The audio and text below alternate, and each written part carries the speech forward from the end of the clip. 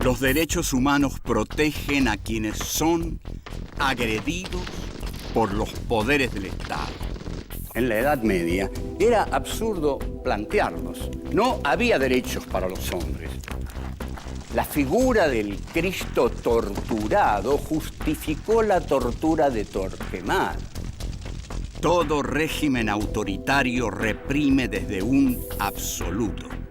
Primo Levi dice, existe Auschwitz, no existe Dios. ¿Dios ignoraba la ESMA? ¿Las matanzas en Vietnam? En un mundo en el cual el silencio de Dios es agobiante, los seres humanos tenemos la obligación de tomar la palabra.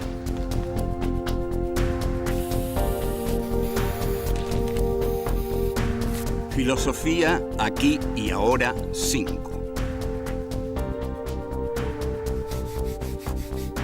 Filosofía y derechos humanos. Encuentro 4. Colonialismo y violencia. 1. La pesada carga del hombre blanco. 2. Sangre y lodo. 3. La violencia colonial y el progreso. 4. ¿Existe la violencia legítima? 1. La pesada carga del hombre blanco. Este es nuestro encuentro 4, colonialismo y violencia. Bueno, ¿qué otra cosa sino el colonialismo podría conllevar en sí la violencia? Porque el colonialismo, justamente, es entrar donde a uno no lo han llamado. El colonialismo implica entrar en países que no son los de uno. El colonialismo es eso. Entrar en países que uno quiere para sí, pero que no son suyos. Entonces, la violencia es un elemento casi insoslayable. A veces es cierto, los países colonialistas son bien recibidos, pero en general entran a sangre y fuego. El colonialismo moderno ha inventado categorías culturales para su empresa. Categorías culturales, es decir, cuando el colonialismo entra en un lugar, con él entra la cultura. Y uno de los grandes teóricos, o el más grande teórico del colonialismo, que fue Rudyard Kipling, llamó a esta tarea la pesada carga del hombre blanco, que tiene así algo mítico, ¿no? La pesada carga del hombre blanco es nada menos que la de civilizar al resto del mundo. Esta es la pesada carga que tiene el hombre blanco, porque no todos los países han estado siempre dentro de la historia. No, señores.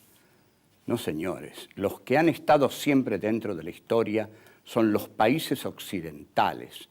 Esos países son los países del hombre blanco. Esos países son los países de la civilización. Lo que quiere decir civilización, con rigor, quiere decir blanco, quiere decir culto, quiere decir historia, quiere decir estar dentro de la historia. Y lo que está fuera de la historia, lo que no pertenece a ella, es la barbarie. Los países que están fuera de la historia, los que todavía no han sido colonizados por los países civilizados, son los países bárbaros. Entonces, el hombre civilizado tiene derecho a matar a un bárbaro porque el hombre bárbaro no es un hombre. No se es así nomás un hombre. Hay que hacerse un hombre. Un hombre no es una cosa de todos los días. Un hombre es lo que dice Rudyard Kipling en su célebre poema If. Sí, el condicional sí, que dice en una de sus partes, si sabes confiar en ti mismo cuando todos dudan de ti, pero te haces también cargo de sus dudas. Si te sabes encontrar con el éxito y el fracaso y tratar a esos dos impostores por igual. Si sabes seguir cuando no queda nada en ti, excepto la voluntad que te dice, avanza. Si sabes llenar el inexorable minuto con el poderoso valor de 60 segundos. Tuya es la tierra y todas las cosas que hay en ella. Y lo que es más, será su nombre, hijo mío. Este es el poema del hombre imperialista. Uno se siente algo cuando lo lee y también se siente una basura, porque sabe que es muy difícil llegar a ser un hombre así. Este poema le hubiera gustado mucho a Friedrich Nietzsche y es un gran poema, tiene otras partes que dicen, si eres capaz de jugártelo todo en una sola mano, a cara o cruz, y perder y empezar de nuevo, como si nada. Bien, este tipo de hombre que describe Kipling es un hombre muy especial. Es el hombre diseñado por la cultura, es el hombre diseñado por el poder, es el hombre que lleva la pesada carga de conquistar toda la tierra y hacer de toda la tierra un solo imperio, el imperio de la civilización. Seguimos.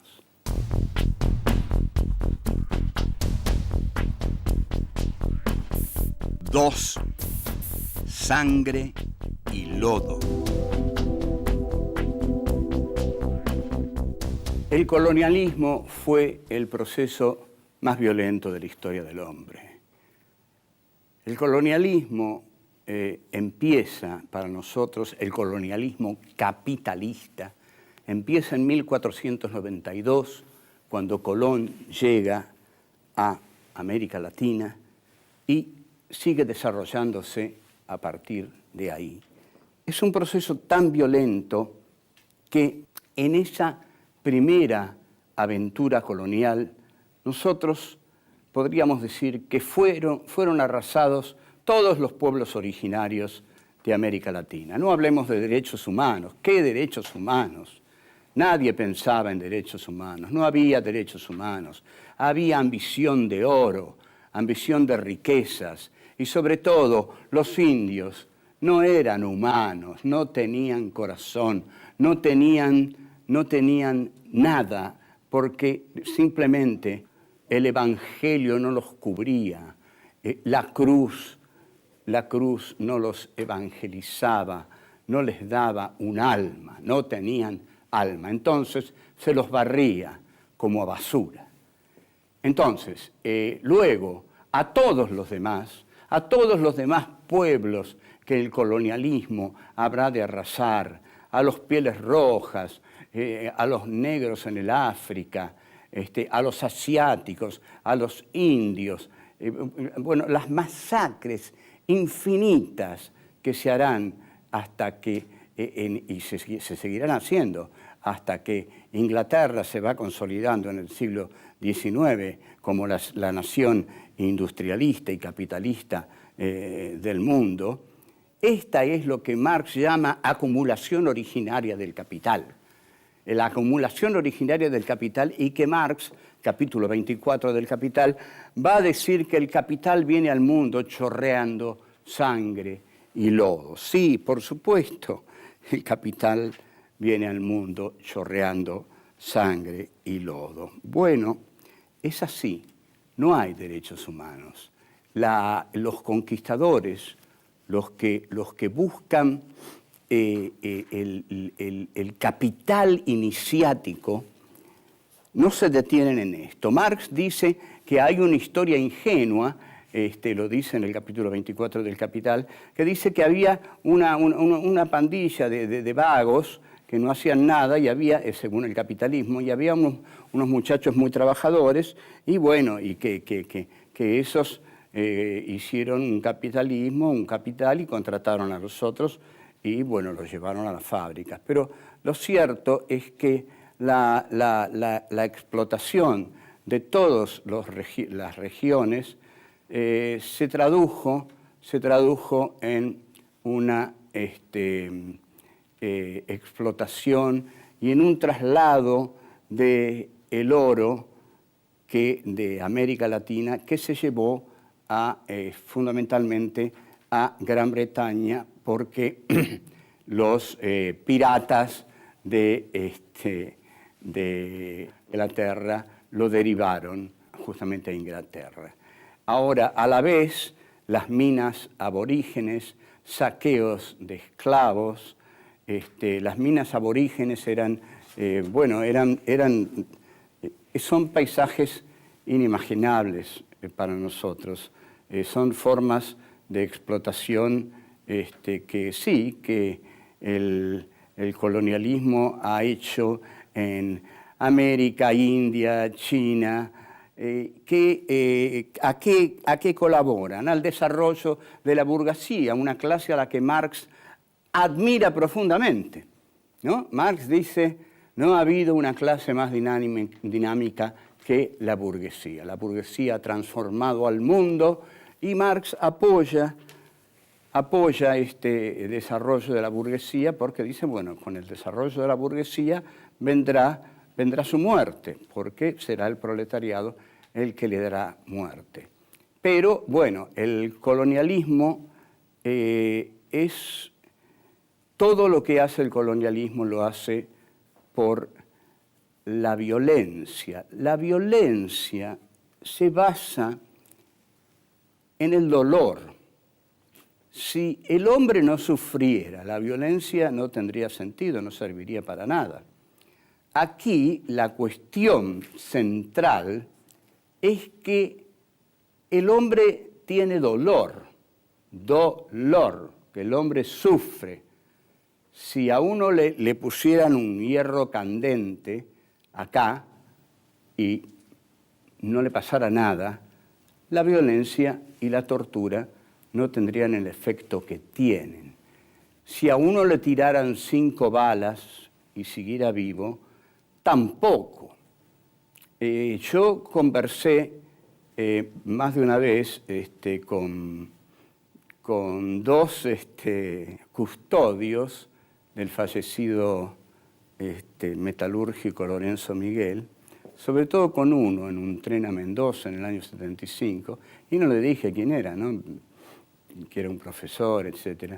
Y después de contarme cosas terribles, me dijo, ¿sabe por qué nuestro trabajo funciona tan bien? Porque la gente le tiene tanto apego a la vida que es difícil de entender, vea. Seguimos. 3. La violencia colonial y el progreso. Hay un investigador, Hewitt, citado por Marx en el Capital, que lanza una frase de una contundencia tal que estremece, que dice que los ultrajes de las razas cristianas contra los diversos pueblos no encuentran paralelo en la historia. En realidad, esos ultrajes han sido muy, muy grandes y muy ocultos, porque, ¿saben por qué? Porque se consideran necesarios, han sido considerados necesarios. Si uno va a Estados Unidos y habla de la matanza de los indios, no lo van a mirar con buena cara. No lo van a mirar con buena cara porque Estados Unidos se hizo así. ¿Y qué? Le van a decir. Entonces, la violencia colonial no se detiene porque Estados Unidos tiene que defenderse del terrorismo islámico. ¿Y qué? Además, está siempre la ideología fundamental del colonialismo. El colonialismo enfrenta a inferiores. Le va a decir el racista. Usted no olvide eso. Nosotros enfrentamos a seres inferiores, no enfrentamos a iguales. Y cuando entramos en un país, entramos para enseñarle a ese país lo que ese país debe aprender. Y si nosotros no entramos, no lo va a aprender. Entonces, nuestra tarea es la de la pesada carga del hombre blanco. ¿O usted no leyó a Rudyard Kipling, mi amigo? Sí, claro que leía. Bueno, esa es la tarea, la pesada carga del hombre blanco. Repasemos este concepto, porque este es el concepto del hombre colonialista. La pesada carga del hombre blanco, nada menos, es la de educar a todos los pueblos del planeta, es la de entrar aún a sangre y fuego en pueblos que, muertos o no, a pesar de los muertos, las violaciones y las devastaciones, tienen que terminar agradeciendo al invasor lo que el invasor finalmente va a traer. Entonces, ¿a qué quejarse? ¿A qué quejarse de la tarea que hace el que lleva la civilización, la modernidad, la cultura, que es la cultura, por supuesto, del país colonizador? Si van a aprender a hablar en inglés, chicos, no se dan cuenta. Entonces, ¿qué es lo que lleva el colonialismo? Lleva una filosofía de la superación. Ustedes van a superarse. Hay una superación espiritual, una superación cultural, entran en la línea del progreso, entran en el tren de la historia. ¿Qué más quieren que les traigamos? Y van a aprender a hablar en inglés. Buena. Bueno, y así aparece la figura del cipayo. El cipayo es el que adhiere a la dominación del británico. El cipayo ustedes los conocen, si además han hecho películas totalmente ofensivas contra los pueblos que han conquistado, pero muy divertidas. ¿Quién no vio Gunga Din, por ejemplo? Y si no vio Gunga Din, vio La fiesta inolvidable y lo vio a Peter Sellers. ¿Quién no vio a Peter Sellers tocando la trompeta? ¿Quién no vio a Peter Sellers tratando de atarse la sandalia y apoya el pie sobre la bomba? Estalla el fuerte y el director queda con la mano en alto mientras estalla el fuerte. Es decir, a lo largo del tiempo, los mismos colonialistas se burlan del colonialismo y de los colonizados y de todo eso, pero la rebelión y la sangre siempre están esperando. Volvemos.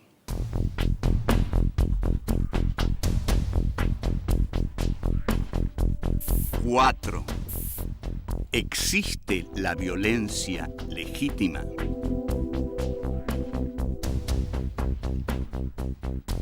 La pregunta acerca de si hay una violencia legítima pareciera absurda, porque preguntar si hay una violencia legítima en un mundo en el que se mata a cada segundo es como preguntarse si hay arena en el desierto. ¿Hay una violencia legítima? Y sí, no sé si esa violencia es legítima. Lo que sé es que hay una violencia fáctica, brutal, constante, que no para nunca y en la cual muchas cosas deben fundarse para que sea así, para que el mundo esté basado en esa violencia. Esa violencia es de todo tipo, es individual, es social, es política. Ahora, la única que podríamos encontrar nosotros, que estamos deliberadamente contra la violencia, que damos este curso sobre los derechos humanos, porque queremos que no se mate ni a los hombres, ni a las mujeres, ni a los niños, porque estamos con la Declaración de los Derechos humanos, porque creemos que la historia no tendrá ningún sentido moral ni avanzará legítimamente hacia ninguna parte mientras se justifique la violencia. Sin embargo, estamos azorados ante este avance de la historia con la violencia. Entonces, ¿qué podemos decir? La violencia es legítima, podríamos decir, cuando un pueblo sometido se levanta contra otro. Bueno, la violencia de nuestros próceres de Mayo, la violencia del pueblo argelino, la violencia de los vietnamitas y la violencia de hoy en Irak. Es una violencia legítima porque la violencia del colonialismo de Estados Unidos vuelve legítima la violencia de los guerrilleros iraquíes. No los estaban esperando ni querían que fueran ahí. ¿Qué hacen ahí? Si se van, esa gente no va a matar a nadie. Están matando porque los norteamericanos han ido ahí. Entonces, ellos son los que están despertando la violencia. Ahora, también la violencia está en la desigualdad del capitalismo. Ojo, ya no hay comunismo, pero el capitalismo, la esencial, profunda, abismal desigualdad del capitalismo es violencia, es expulsión de la sociedad civil, es marginación, es arrojo a la desesperación. Entonces, el imperio, ¿qué hace? Los países opulentos, las ciudades opulentas, ¿qué hacen? Levantan muros. ¿Hasta cuándo van a levantar muros? Necesitamos un sistema económico que integre. Basta de este sistema económico que es imposible, que no integra a nadie, porque es un sistema económico basado en la especulación del dinero y no en la productividad de la burguesía del verdadero capitalismo smithiano del siglo XIX. El colonialismo es lo más despiadado que hay, porque el territorio que invade, el colonialista considera que está poblado de inferiores, entonces los mata a todos. Pero hoy los de las ciudades y los países opulentos consideran que los inmigrantes que vienen a pedir trabajo, comida, abrigo, calor a los países poderosos también son inferiores, también porque pertenecen a países inferiores, pertenecen a geografías inferiores, porque el mundo cada vez más se estrecha y este mundo cada vez se estrecha más. Este mundo cada vez es de menos, cada vez es de menos gente y cada vez tiene más marginados. Entre tanto, y hablando del colonialismo, nuestro país padece una situación de injuria colonialista. Las Islas Malvinas, llamadas por el colonialismo las Falklands. Las Malvinas, esas islas son una injuria para nosotros y para el sistema jurídico internacional. Tomadas en tiempo de rosas ilegalmente, son ilegalmente mantenidas. Fueron ganadas de nuevo en una guerra contra una junta criminal detestada ante todo por los argentinos, o por muchísimos de ellos. Esa guerra irresponsable que llevó adelante esa junta mató a muchísimos jóvenes argentinos. Pero nosotros, todos, queremos que la batalla sea una batalla judicial, valiente y osada, porque lo judicial también puede ser valiente y osado. Y en esa tarea vamos a seguir. Nosotros queremos tener esas islas porque nos pertenecen y queremos tener lo que nos pertenece, porque no queremos tener un territorio amputado, no queremos tener nada amputado. Queremos ser un país entero, caramba. Si lo somos, ¿por qué nos van a quitar algo que es nuestro? Lo que es nuestro es nuestro. No pedimos nada que no lo sea.